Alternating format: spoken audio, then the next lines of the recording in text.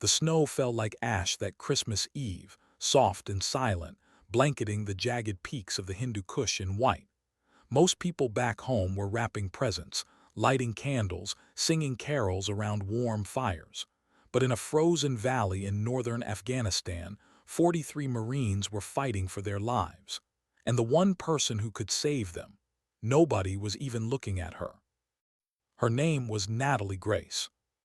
She was 26 years old, 5'4", with brown eyes that always seemed a little sad and hands that were gentler than anyone else's in the unit.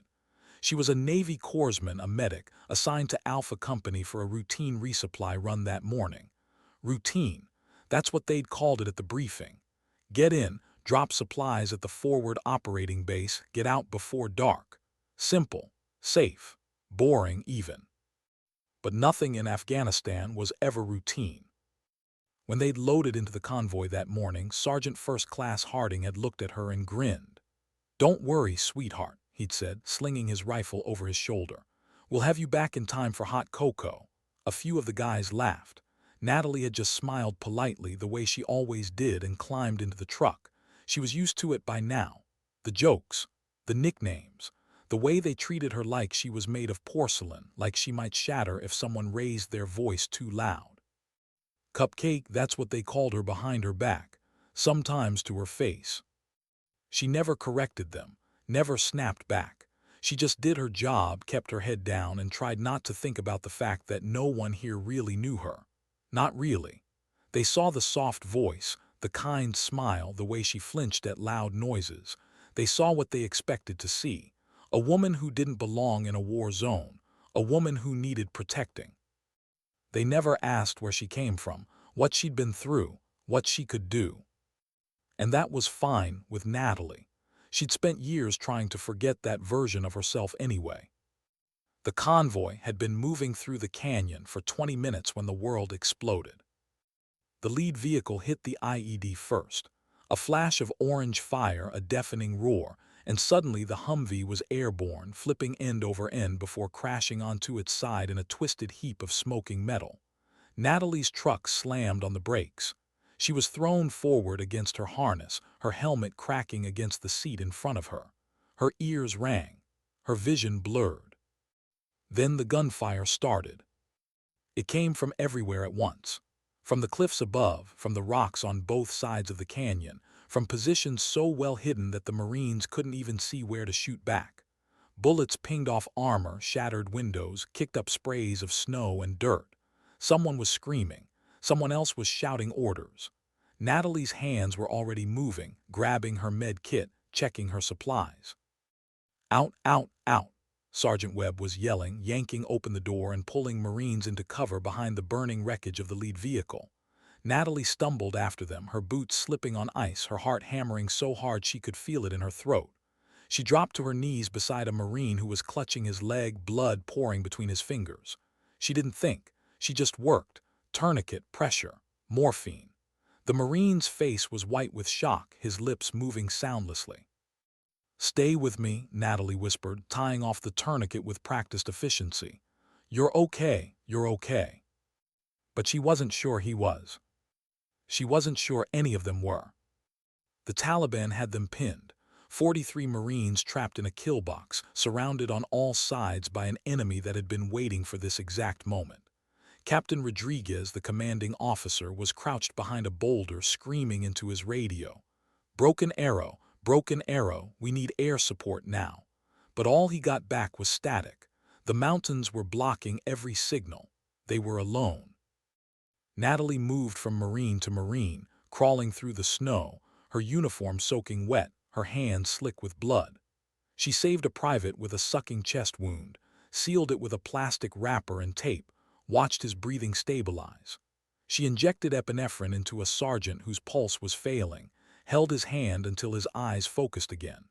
She worked without stopping, without thinking about the bullets snapping past her head, without thinking about how badly outnumbered they were. But even she could see it. They were running out of ammunition, running out of time. And the enemy knew it. "They're flanking us," someone shouted. Natalie looked up and saw movement on the eastern ridge, shadows darting between rocks. At least a dozen fighters, maybe more, circling around to cut off their only escape route. Captain Rodriguez's face was grim. He knew what that meant. They all did. It was over. Natalie pressed her back against a chunk of burned metal, her breath coming in short gasps, her mind racing. She could hear the Marines around her talking in low, defeated voices, saying goodbye to wives and children they'd never see again, making peace with God, accepting the inevitable. But Natalie couldn't accept it. Not yet. Her eyes drifted across the battlefield, scanning for anything, any option they'd missed, any way out. And that's when she saw him, Specialist Torres. He was lying on his side about 20 meters away, half buried in snow. One of the scout snipers. His body was still, too still. His rifle was still clutched in his frozen hands. Natalie's heart stopped. For years, she had told herself she wasn't that person anymore. The girl who could hit a target at 500 yards with iron sights. The girl who had won competitions, collected trophies, trained for hours every day until her hands bled. That girl was gone, buried, dead and buried alongside her father in a quiet cemetery in Montana. She had become someone else, a healer, a caregiver, someone who saved lives instead of taking them. But right now, that choice felt like a luxury she couldn't afford. Because if she did nothing, 43 men would die in this frozen valley on Christmas Eve, and she would die with them. Natalie looked up at the ridge where the Taliban spotters were directing fire, calling out positions, coordinating the slaughter. They were too far, too high, too protected. None of the Marines could reach them. But Natalie could. She knew the range. She knew the angle. She knew with a certainty that terrified her that she could make the shot. "Don't do this," a voice whispered in her head. "You're not that person anymore." But another voice spoke louder. Her father's voice. The voice she still heard sometimes in dreams, in quiet moments, in the space between heartbeats. "When good people have the power to stop evil and choose to do nothing," he had told her once, standing in the Montana mountains with a rifle in his hands and tears in his eyes, they become part of the evil. Natalie's hand stopped shaking. She took a breath, then she started crawling toward Tor's body. Nobody noticed her. Nobody ever noticed Natalie Grace, and that was about to change. She reached Tor's without drawing fire, staying low, moving slow, using the snow and smoke for cover. Up close she could see the wound that had killed him.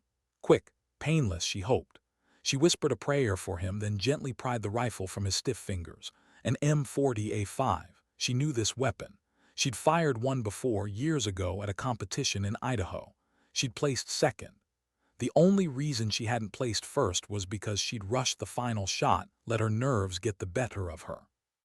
She wouldn't make that mistake again. Natalie slung the rifle over her shoulder and began crawling toward the western ridge, moving parallel to the Marine position, staying out of sight. Her heart was pounding. Her breath was shallow. Every part of her body was screaming at her to stop, to go back, to stay in her lane. But she kept moving. Because sometimes, staying in your lane means watching good people die. The climb took 15 minutes. 15 minutes of dragging herself through frozen mud and jagged rocks, her fingers numb, her legs burning, her lungs aching from the thin mountain air. But she made it. She found a position on the ridge with a clear line of sight to the enemy spotters. She lay flat on her stomach, pressed the rifle stock against her shoulder, and looked through the scope. And just like that, the world went quiet. The gunfire faded. The shouting faded. Even the wind seemed to hold its breath. It was just her and the rifle and the target, 500 meters away, crouched behind a rock, pointing toward the Marines below. Natalie's breathing slowed. Her finger found the trigger. She made the adjustments instinctively without thinking. Range, wind, elevation. All the calculations her father had drilled into her over and over until they became muscle memory. She exhaled slowly and fired. The rifle kicked against her shoulder. The crack echoed across the valley. and 500 meters away the spotter's head snapped back. He crumpled. For one heartbeat, the entire battlefield seemed to freeze. Then chaos erupted among the enemy fighters. They had no idea where the shot had come from. They were scanning the ridges, shouting at each other, pointing in every direction except the right one. Natalie was already repositioning. She moved 10 meters to the left, found a new angle, settled back into position. The second spotter was trying to hide now, pressing himself flat against a rock. But he made a mistake. He lifted his head just for a second, just to look. It was enough. Crack! He fell. Down below, Captain Rodriguez jerked his head up, his eyes wide with disbelief. One of the Marines grabbed binoculars and scanned the western ridge. "Sir," he said slowly, his voice filled with confusion. "Sir, who the hell is that?" Rodriguez took the binoculars, he looked, and then his mouth fell open. It's the corpsman, sir. It's Grace." Nobody spoke. They just stared up at the ridge, watching as Natalie moved like a ghost, repositioning after every shot, never staying in one place long enough for the enemy to locate her. She fired again, and again, and again. Each shot precise, each shot lethal. 14 confirmed kills in 4 minutes. The Taliban fighters started retreating. They thought they were facing an entire sniper team. They had no idea it was just one woman with a rifle and a past she'd tried to forget. The Marines, who had been seconds away from being overrun, suddenly had breathing room. Sergeant Webb stared up at the ridge, his jaw hanging open. "That's impossible," he whispered. But down in the valley, the enemy commander wasn't stupid. He realized what was happening. One shooter, alone, on the western ridge. He barked orders, redirecting a squad of 12 heavily armed fighters to flank her position. Natalie saw them coming. She had 7 rounds left, 12 targets, 7 bullets. The math didn't work. She watched them spread out, using the terrain for cover, moving fast and coordinated. Professional fighters, not the kind of men who made mistakes. She couldn't take them all. It was impossible. But then she noticed something. A rocky outcrop directly above their path. Loose boulders held in place by a single wedge of frozen stone. If she could hit it perfectly, the rocks would cascade down onto the advancing squad. But the shot was insane. The wedge was barely visible, partially obscured by falling snow. A 6-inch target at over 500 meters. Natalie closed her eyes. She heard her father's voice. "Let the world go quiet, Nat, and when the moment is right, trust yourself." She opened her eyes. She lined up the shot. She waited for the wind to die. She waited for the snow to pause. She waited for the moment. And then she fired. The bullet flew across the valley, slicing through the cold air with surgical precision. It struck the wedge dead center. For one heartbeat, nothing happened. Then a low rumble. The boulders shifted, and suddenly the entire outcrop came crashing down in an avalanche of stone and ice directly onto the advancing squad. They never stood a chance. The surviving Taliban fighters broke and ran. The valley fell silent. Natalie lowered the rifle. Her hands were trembling, not from cold, from the weight of what she had just done, from the knowledge that she had taken lives, 14 lives, maybe more. She had saved 43, but she had killed 14. And she didn't know which number mattered more. Far below, the Marines erupted in disbelieving cheers. They were alive, all of them, because of her. But Natalie didn't feel like a hero. She felt like someone who had opened a door she'd spent years trying to keep closed, and now she didn't know how to shut it again. Air support arrived 22 minutes later. By then, the remaining enemy fighters had melted back into the mountains. Medevac helicopters landed in the valley, and the wounded were finally evacuated. But before anyone left, Captain Rodriguez walked toward the western ridge where Natalie was climbing down. She looked exhausted. Her face was pale. Her hands were still shaking.